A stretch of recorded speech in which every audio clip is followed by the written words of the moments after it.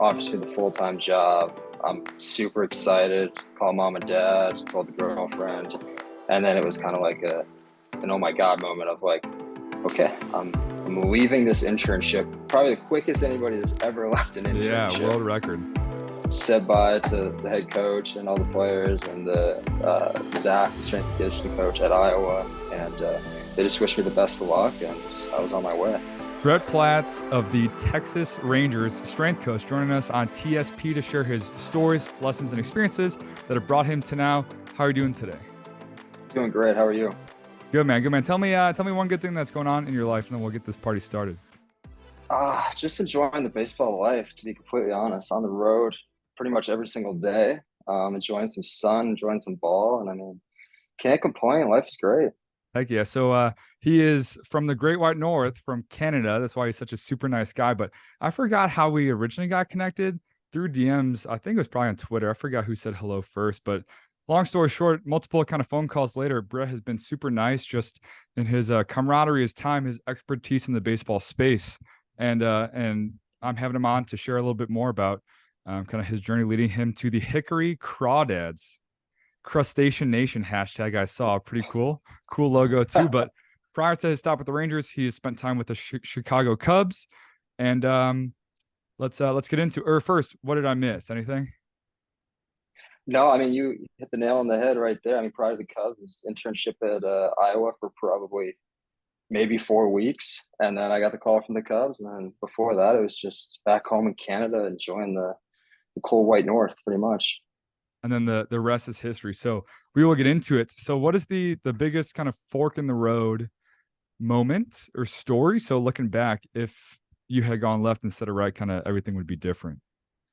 Yeah, absolutely. I mean, prior to me joining the Cubs organization, I was at a point in my life where it was, I didn't know where I wanted to go. I wasn't sure if I wanted to stay in the private sector. I had my own business going. I had Division I athletes. I had athletes from all over. And I just had general population people, and I loved what I did.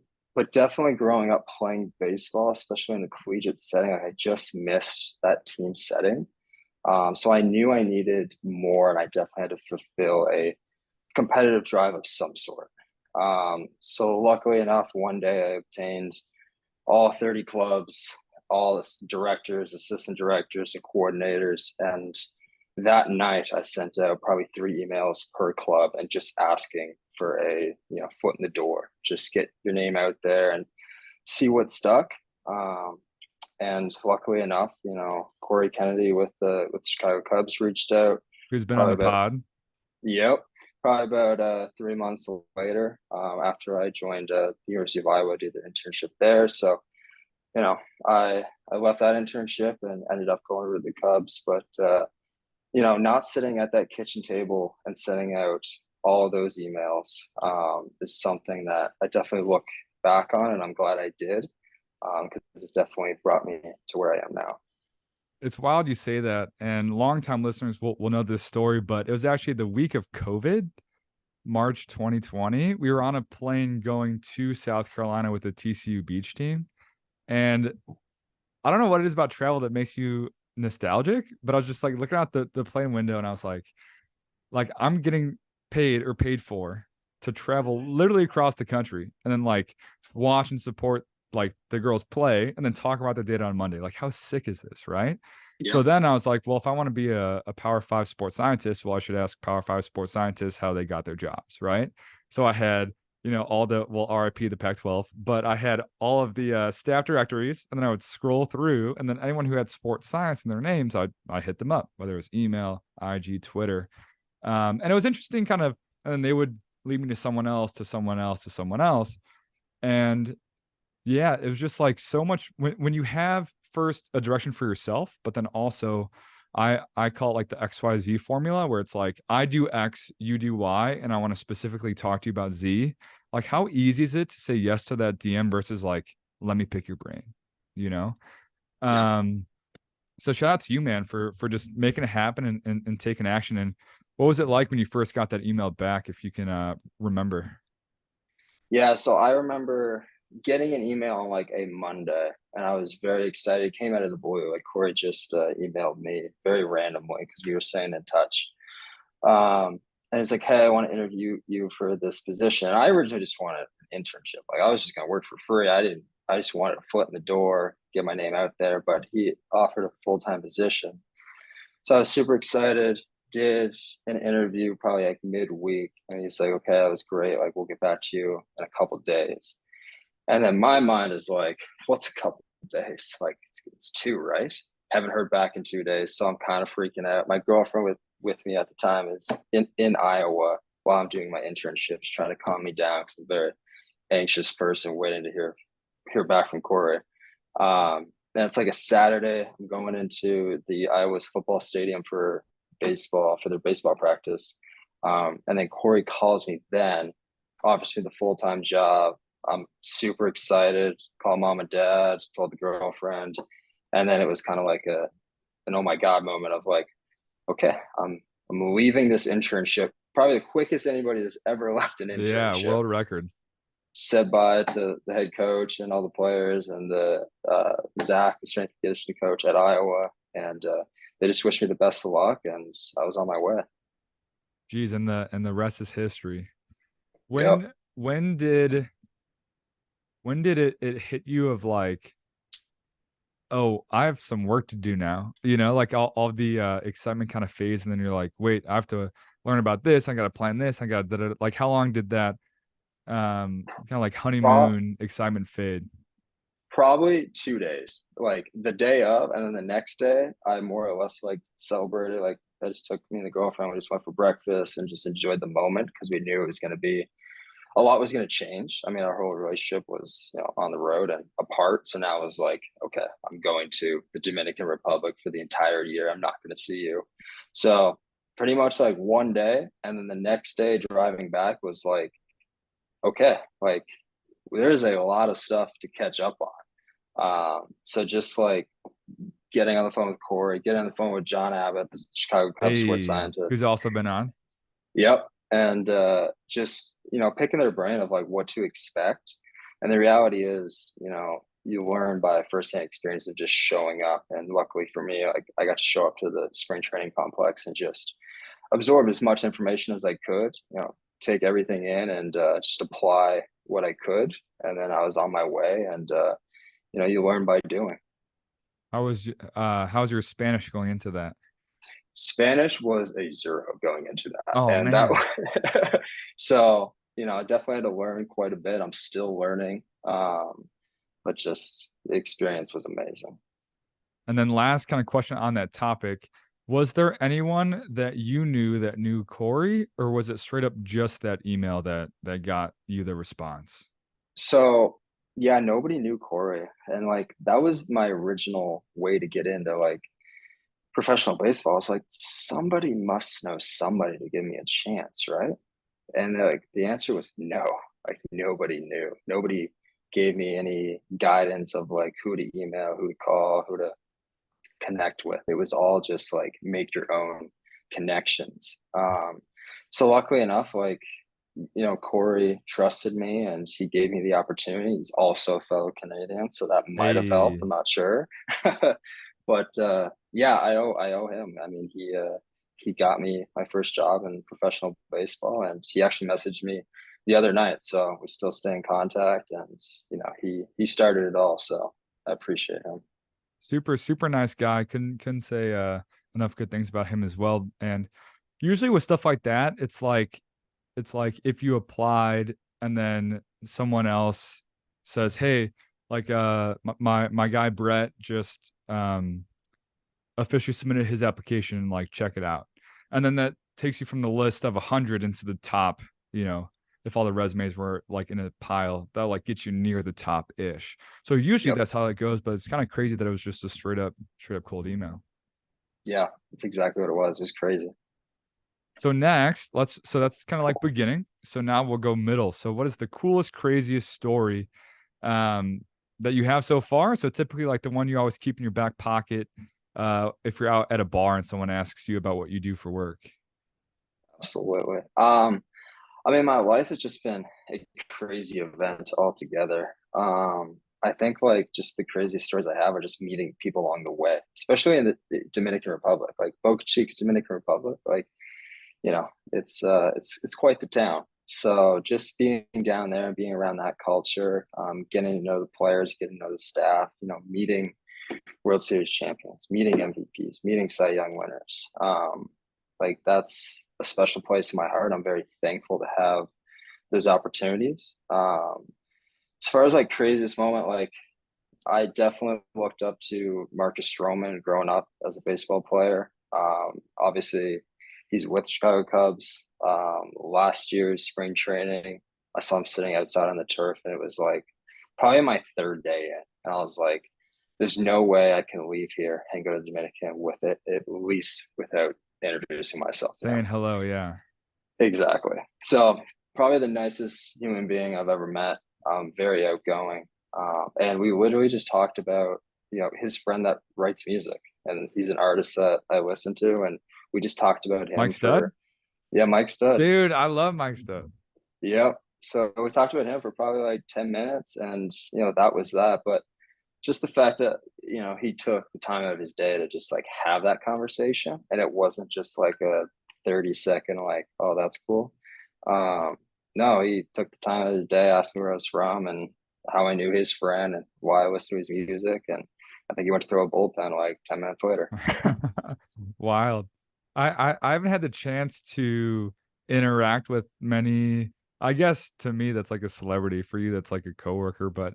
Yeah. Um, but from what I can like remember of people being interviewed like that, where it's like they just want people to say hello. It's like, no, I'm a Mhm. regular dude. So I'm sure he appreciated that for sure. I fangirled when I met Eric Cressy. Yes. I think I've told that story. We did an internship, or sorry, during my internship, my boss and our director of marketing went out to see Boyle in his place. And it was actually on my 20th birthday, 19th birthday, something like that. Like literally I got in early to set up all the chairs and stuff. And then my boss walks in with Eric, because they got coffee and they were going to check out the facility and stuff. And I literally Yep. just like didn't say a word and shook his hand. And my boss was like, "Oh, this is Matt. He plays college baseball. He's been doing a great job interning for us." And I like read all his articles and like all this stuff. I'm just like, "Hey," and everyone gave me so much crap after for it. But good for you for going up and saying hello. So and anyone else that you fangirled over, or are you pretty good at keeping your cool? I'm usually pretty good at keep my cool, mainly just because now I'm surrounded by all the professional athletes. So I'm very thankful for that. But definitely Stroman. Travis Kelsey did walk into the weight room at the Where? Cubs spring training complex. What was he doing Um, out there? that's a great question. So this is probably my sixth day in, and we're sitting in the office. I think it's like me, Corey, John, and like maybe Clausen, Major League Strength coach. And we're just like, who is that? Like in the middle of the weight room. And he's got like a security team around him. And we're just like having coffee as strength coaches do. We're just like, who on earth is that? Like, that is not a familiar face. Anyways, turns his face and it's Travis Kelce. And we all just Oh like jumped my. out of our seat. We're just like, that's Travis Kelce. What is going on right now? So he's just a fan of the Cubs and just decided to show up because you Cool. can do that when you're Travis Kelce, apparently. And That's yeah, funny. he wants to take batting practice and all that stuff. And so that was definitely pretty cool. I think that is a life goal to be like a person where someone else wants to come up and talk to you. I feel like that'd be such a cool feeling. Yep. I got that a few times at the 1080 Summit out in Utah. Like people just commented that they like my YouTube videos and stuff. And I know that the 1080 guys pretty well, and it's a very niche piece of technology, obviously. So I make a decent amount of content around that. So if you follow 1080, you've probably seen something that I've posted on Twitter or whatnot. But it was cool where they were like, "Are you Matt?" um, but super cool to see like some of the positives of this field. That you can live your life saying, "Hey, I chat with Marcus Stroman." So very, very cool.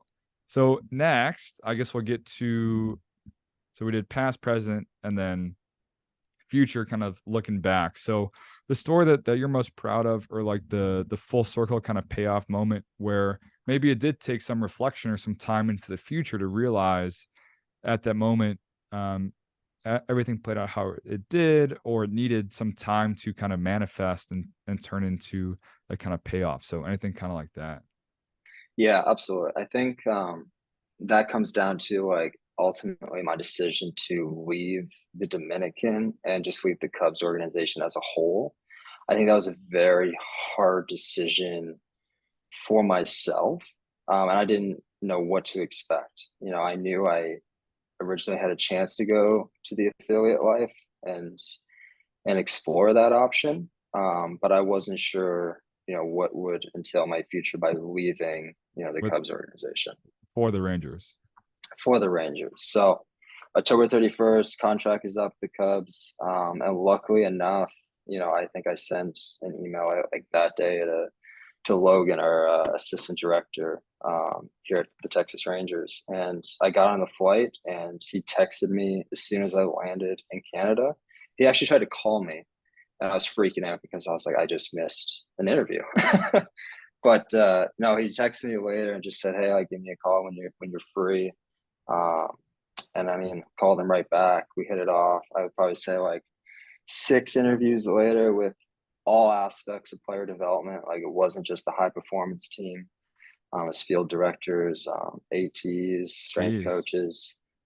So that was very eye opening because they obviously valued all aspects of player development and working together. So that was very eye opening for me.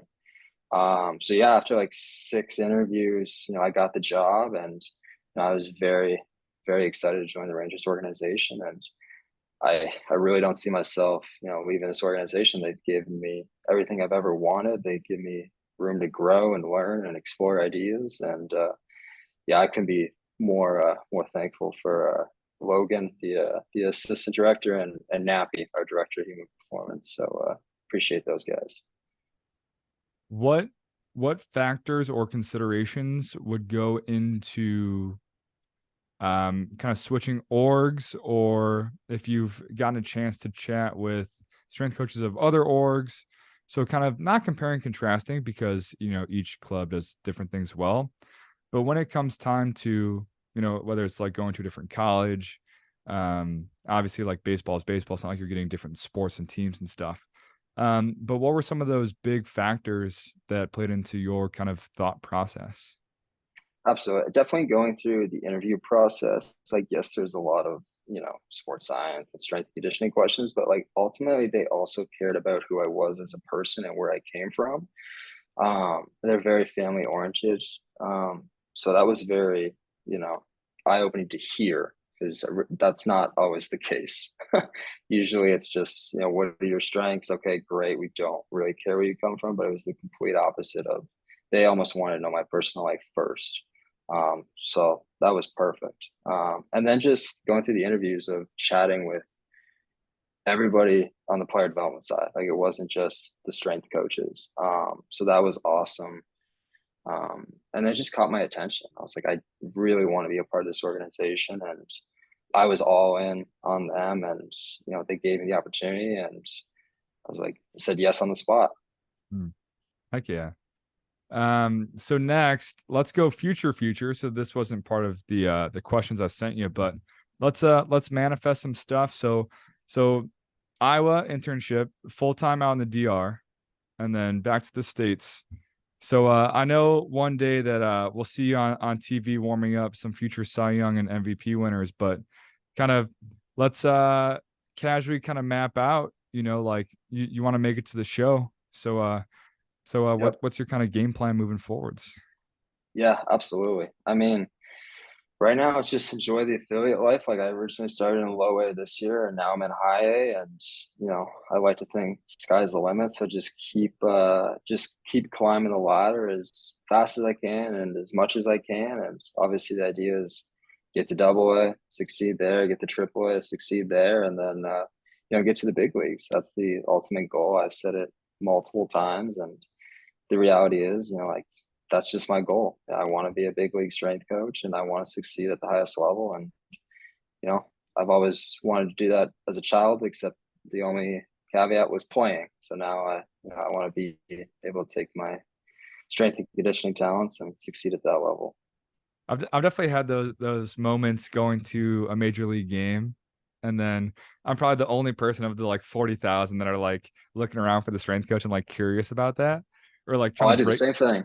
they're trying to like break down their warm ups because they'll do like some banded sprints and stuff like that and whatnot. So I've interviewed for a few kind of minor league jobs, just SNC is SNC, and having some baseball experience helps. But so to an outsider noob, kind of like myself, what does it take to kind of get promoted within one org itself? So going from low to high, high to double, double to triple, is it simply a tenure thing? Is it one guy leaves and you're like the next guy up? Or is it straight up like evaluations, coach kind of feedback, and it's kind of like performance based? So how does a promotion happen?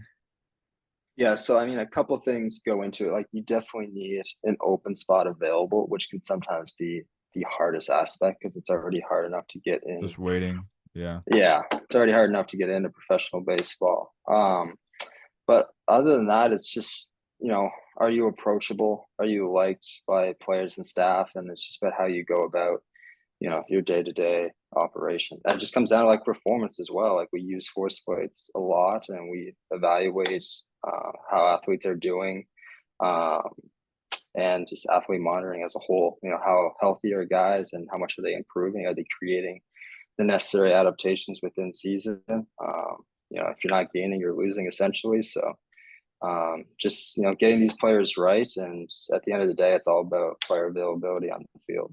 Mm. So last kind of question, as our lovely discussion is kind of piquing my interest. So totally asking for a friend, definitely not me. So if we want to talk kind of work-life balance, obviously pro ball has one of the more extreme schedules. So whether it was literally living out of the country or kind of your current day-to-day now, um, I know like the minor league has changed since COVID. They'll play like 6 road games in a row and then 6 home games in a row just to limit travel and stuff like that. So of course, like loving what you do, obviously, it's pretty hard to like coach and not like be into it. But I would say you're Yep. definitely in the top percenters of actually like super, super enjoying what you do. So on top of just that, how do you kind of recharge? Any recommendations for those people that are just coaching a bunch, which is a big part of the process? So when it's your time to like recharge, how do you find success in doing that? Yeah, I think recharging is the biggest thing. Like, we have, one off day a week. So I think taking that time to do whatever you want to do within that day is essential for longevity within professional baseball as a strength coach. How you do that, everybody does it differently. Some guys go on hikes, some guys go fishing, some guys go hunting. Some guys just, sit in their apartment and do absolutely nothing and just decompress. I think that's essential, as a strength coach. I think if you're not reflecting and decompressing, having you time, then you're going to lose yourself in the process, which, definitely within this field, that happens a lot, unfortunately. So taking that time for yourself is essential. It's just another personal growth opportunity that needs to be, taken into account.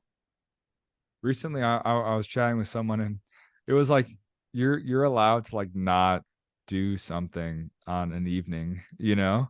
And it's like there's so many things, like the to-do list, the sticky note check checklist never ends of like, I gotta edit this podcast, I want to write this article, I gotta hit up these people, I gotta like do this is this. It's like, no, no, no, you can like just when you're done for the day, just like go home and like not Chill. do that, And it's like, what I can like give myself permission. Yep, Um, absolutely. so I think an awesome message to kind of end with maximizing the present for the future of when it's your, I always say like when I'm on, I want to be on, and when I'm off, like it's got to be off for sure. Yep. So I think an awesome lesson. So, well, last I used to ask this question. I think it's not cringy because I used to ask it, obviously. But what kind of quote or mantra or anything kind of like that, whether it's like a phone background, do you think has like stuck with you a lot? So I'll give one because I feel like this is a good one, and I'm a Hmm. big Kung Fu Panda guy. I don't know if you've seen all 3 of them. But there was one Master Shifu was talking to Poe or Jack Black, He said, if you only do what you can do, you'll never be more than what you are now. And I was just thinking about that as like Kung Fu Panda had to start teaching, not just like being the Dragon Warrior, right? If no one's seen this movie, it's probably so confusing, but yeah, you have to do things that you can't do, so then you'll be more, right? Because if you only do what you can do, then Yep. you can't be more than you are now. So I think kind of like that, as simple or complex as it may be, that sticks out to you. Yeah, I definitely got two that I take on a day-to-day approach. The first one, they kind of go hand in hand with each other, but the first one, adapt or die, Billy Bean. I mean, it's just the reality of Hey, life. Survival of baseball the all day. fittest. Yep, baseball all day. But yeah, I really like that one. Just adapting to your environment, the people you're around, could be players, staff. I mean, life is a roller coaster. It's gonna be highs and lows throughout. So just adapting to those situations and not take it for granted and not taking it as a grain of salt. The other one that I usually go by, if you're not failing, you're not trying. So I like that one because I definitely think that most people are going to fail within certain aspects of strength and conditioning. And it's just a trial and error. Like strength and conditioning is meant to be um, experimental. Like it really is. So just, trying out new things, seeing what works, doing your own case studies on yourself. I think that's an important aspect of strength and conditioning that can't be overlooked. And, failures come big and small. So, reflect on those and enjoy that personal growth on the process. Yeah, I had Brandon Golden on the episode before this one. Actually, spent time with the Dodgers in East Carolina, and if you're in pro baseball, you probably know who Brandon is. But he was like, if everyone knew everything, then everyone would hit 500-foot bombs and like throw 100. You know, Yep. so I Yep. think it's like going into it knowing like if you go into a new program or whatever it is like with all the information I have right now, I do believe that this is gonna work. And then Yep. like just being okay with like, okay, well, I got to tweak this. So yeah, I think that's another huge lesson. So I want to say thank you very much, sir, for taking your time on your one off day. Hopefully this wasn't too stressful, me just peppering you with some questions. But where can the listeners get more of Coach Brett? Follow me on Instagram, Twitter, and also my phone and DMs are always open. I'm always up for conversations like these, just talking shop about could be life, strength conditioning, whatever it is. I'm all for. I'm open book. I love these elaborate conversations, and I think it just makes everybody better. I think that's how it started with us. Probably on Twitter, just asking to hop on the phone. So super Yep. nice guy. Look at where it's let us now. So I want to say thank you very much, sir. Good luck the rest of the I guess is it technically no, it's not fall, August. It's almost fall for school. So thank you very much, sir. And I'm looking forward to staying in touch. Awesome. I appreciate you having me on.